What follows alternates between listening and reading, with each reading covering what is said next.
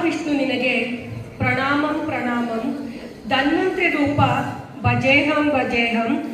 ನಮೋ ದಿವ್ಯ ತೇಜಾಯ ಶಕ್ತಿ ಸ್ವರೂಪಾಯ ನಮೋ ದೇವ ದೇವಾಯ ಚೈತನ್ಯದಾತಂ.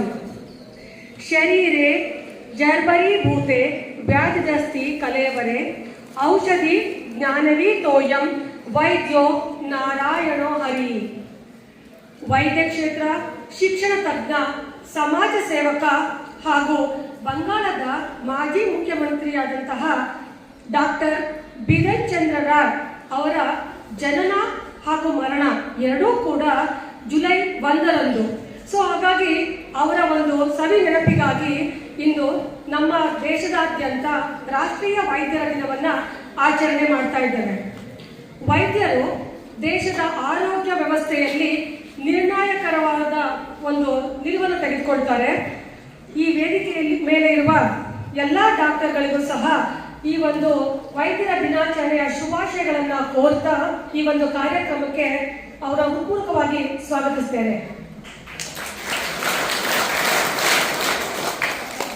ಈಗ ಆರೋಗ್ಯ ಹೇಗೆ ಇಟ್ಕೋಬೇಕು ಅಂತ ಹೇಳ್ಬಿಟ್ಟು ಹೇಳೋದಕ್ಕೆ ಇವಾಗ ಹಾಲಿ ಡಾಕ್ಟರ್ಗಳಿದ್ದಾರೆ.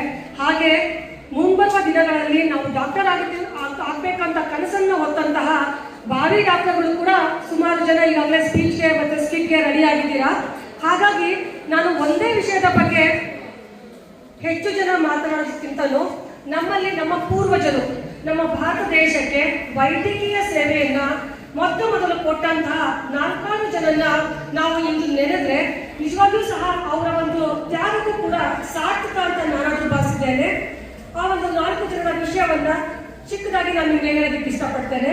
ಮೊದಲಿಗೆ ಆತ್ರೇಯ ಇವರು ಭಾರತದ ಮೊದಲ ವೈಜ್ಞಾನಿಕ ಔಷಧೋಪ ಪಿತಾಮಹ ಅಂತ ಕರೀತಾರೆ. ಇವಾಗ ಇರೋದು ನಿಮ್ಗೆಲ್ಲ ಗೊತ್ತಿರೋ ಹಾಗೆ ಕ್ರಿಸ್ತ ಶಕ. ಆದ್ರೆ ಆತ್ರೇಯರು ಇದ್ದಿದ್ದು ಕ್ರಿಸ್ತ ಪೂರ್ವ 8800 ಕಾಲಘಟ್ಟದಲ್ಲಿ. ಕ್ರಿಸ್ತ ಪೂರ್ವ 800 ಕಾಲಘಟ್ಟ ಅಂತ ಹೇಳಿದ್ರೆ ಇವಾಗ 2024 ಇದೆ. 2000 ಹಾಗೂ ಹಿಂದೆ 800, 2800 ವರ್ಷದ ಹಿಂದಿನಿಂದಲೂ ಸಹ ನಮ್ಮಲ್ಲಿ ವೈಜ್ಞಾನಿಕವಾಗಿ ಮತ್ತು ವೈದ್ಯಕೀಯ ಜೀವನದಲ್ಲಿ ಅತ್ಯುತ್ತಮವಾದ ಮಟ್ಟದಲ್ಲಿ ನಾವು ಇದ್ವಿ ಅಂತ ಹೇಳೋದಕ್ಕೆ ಇಷ್ಟಪಡ್ತೇನೆ. ಹಾಗೆ ಅವರಾದ್ಮೇಲೆ ಸುಶ್ರುತ ಈ ಹೆಸರನ್ನ ನೀವೆಲ್ಲರೂ ಸಹ ಸಾಮಾನ್ಯವಾಗಿ ಕೇಳಿದ್ದೀರಾ. ಇವರು ಕ್ರಿಸ್ತ ಪೂರ್ವ 600ರಲ್ಲಿ ಇದ್ದಂತಹವರು. ಇವರು ವೈದ್ಯರು ಆಗಿದ್ರು, ಹಾಗೆ ಶಸ್ತ್ರಚಿಕಿತ್ಸಕರು ಕೂಡ ಆಗಿದ್ರು. ಈಗ ಎಷ್ಟೋ ಈಗ ನಮ್ಮ ಹಿಂದೆ ಅಜ್ಜ ಇವರೆಲ್ಲ ಕೇಳಿದ್ರೆ ಶಸ್ತ್ರಚಿಕಿತ್ಸೆ ಅಂತಂದ್ರೆ ಎದುರುಕೊಳ್ತಾರಲ್ವ, ಅವರೆಲ್ಲ ಒಂದು 200 ವರ್ಷದ ಹಿಂದೆ ಇರ್ಬೋದು. ಆದ್ರೆ ಸುಶ್ರುತರು 2600 ವರ್ಷದ ಹಿಂದೆನೆ ಅವರು ಶಸ್ತ್ರಚಿಕಿತ್ಸೆಯನ್ನು ಮಾಡ್ತಾ ಇದ್ರು. ಅವರು ಪ್ಲಾಸ್ಟಿಕ್ ಸರ್ಜರಿ ಹಾಗೂ ಕಣ್ಣಿನ ಪೊರೆ ಇಂತಹವನ್ನು ಕೂಡ ಅವರು ಶಸ್ತ್ರಚಿಕಿತ್ಸೆ ಮಾಡ್ತಾ ಇದ್ರು. ಇಂದಿಗೂ ಕೂಡ ಅವರ ಕೊಡುಗೆ ಅಪಾರವಾಗಿದೆ. ಹಾಗೆ ಚರಕ ಇವರು ಕ್ರಿಸ್ತ ಪೂರ್ವ 300ನೇ ಶತಮಾನದಲ್ಲಿದ್ರು. ಅವರು ಚರಕ ಸಂಹಿತೆಯನ್ನು ಬರೆದಿದ್ದಾರೆ. ಇದು ಆಯುರ್ವೇದಕ್ಕೆ ಅತ್ಯುತ್ತಮವಾದ ಒಂದು ಗ್ರಂಥ ಆಗಿದೆ. ಅವರಾದ ನಂತರ ವಾಗ್ಭಟ ಇವರು ಕೂಡ 600 ಕ್ರಿಸ್ತ ಪೂರ್ವ 600ರಲ್ಲಿ ಇದ್ದಂಥವರು.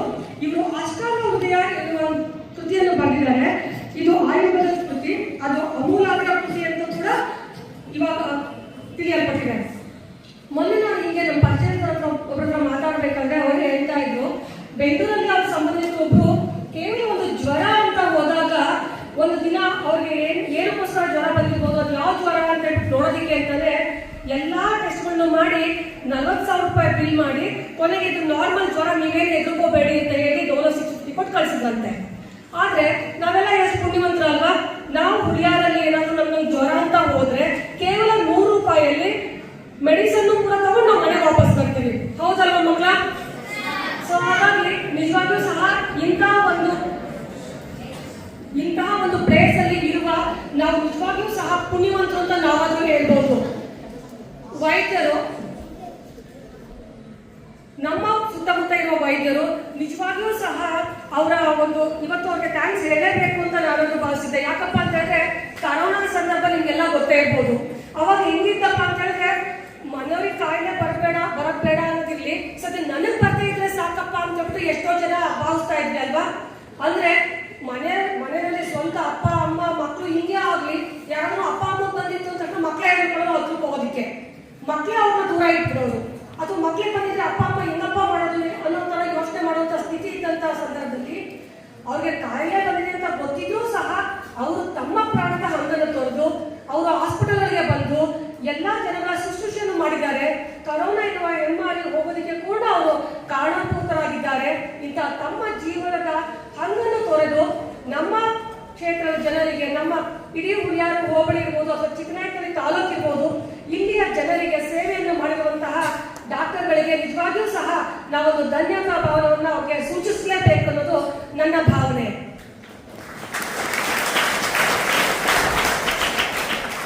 ನನಗೆ ಮೊನ್ನೆ ಅವರು ಕೇಳ್ತಾ ಇದ್ರು, ಮೇಡಮ್ ಬೆಂಗಳೂರಲ್ಲಿ ಈ ತರ ಪ್ರಾಬ್ಲಮ್ ಇದೆ, ಡಾಕ್ಟರ್ ಇದ್ರೆ ಗೊತ್ತಿದ್ದಾರ ನಿಮ್ಗೆ ಅಂತ ಹೇಳ್ಬಿಟ್ಟು ನಾನು ಅವ್ರಿಗೆ ಹೇಳಿದೆ, ಸದ್ಯ ಇಲ್ಲಿವರೆಗೂ ನಮ್ಗೆ ಯಾವುದೂ ಆ ರೀತಿ ಬೆಂಗಳೂರಿಗೆ ಹೋಗ್ಬೇಕು ಅನ್ನೋ ಕಾಯಿಲೆಗಳು ಬಂದಿಲ್ಲ.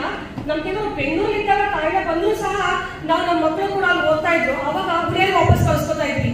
ಇಲ್ಲಿ ಬಂದು ಸಿದ್ದರಾಮಯ್ಯ ಡಾಕ್ಟರ್ ಅವ್ರ ಹತ್ರ ಟ್ರೀಟ್ಮೆಂಟ್ ತಗೊಂಡ್ರೆ ನಮಗೆ ಸಮಾಧಾನ ಆ ರೀತಿ ಇರ್ತಾ ಇತ್ತು. ಸೊ ನೀವು ಬೇರೆ ಕಡೆ ಹೋಗಿ ಅಷ್ಟೊಂದು ಸಾವಿರಾರು ಗಟ್ಟಲೆ ಕಷ್ಟಪಡೋದಕ್ಕಿಂತಲೂ ತುಂಬಾ ಕಡಿಮೆ ಬೆಲೆಯಲ್ಲಿ ಒಳ್ಳೆಯ ಆರೋಗ್ಯವನ್ನು ನಮಗೆ ಕೊಡ್ತಾ ಇದ್ದಾರೆ. ನಾವಿಲ್ಲಿರೋ ಎಲ್ಲರೂ ಸಹ ನಮ್ಮ ಜೀವನದಲ್ಲಿ ಒಂದಿನ ಏನೋ ಒಂದು ಕಾಯಿಲೆಯನ್ನು ನಾಡಿದ್ದು ಇದ್ದೇ ಇರ್ತೀವಿ. ಆ ಕಾಯಿಲೆಗಳು ವಾಸಿ ಆದ್ರೆ ಮಾತ್ರ ನಾವು ಮುಂದಿನ ಜೀವನಕ್ಕೆ ಹೋಗ್ಬೋದಲ್ವಾ? ಅಥವಾ ಅದು ಹಾಗೆ ಜಾಸ್ತಿ ಆಗ್ತಾ ಹೋಯ್ತು ಅಂತಂದ್ರೆ ನಮ್ಮ ಜೀವನ ಅಲ್ಲಿಗೆ ಕೊನೆಗಾಡುತ್ತೆ.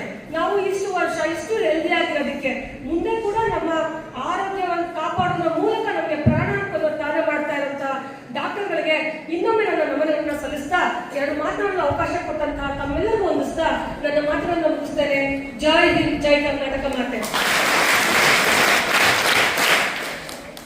Thank you, ma'am, for your inspirational and genuine speech. A doctor is best out with the eye to see and treat weakness in mankind.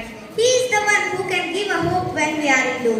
So now I call upon our kind, heartful and hopeful doctors to speak about their life story, their achievements and about doctors.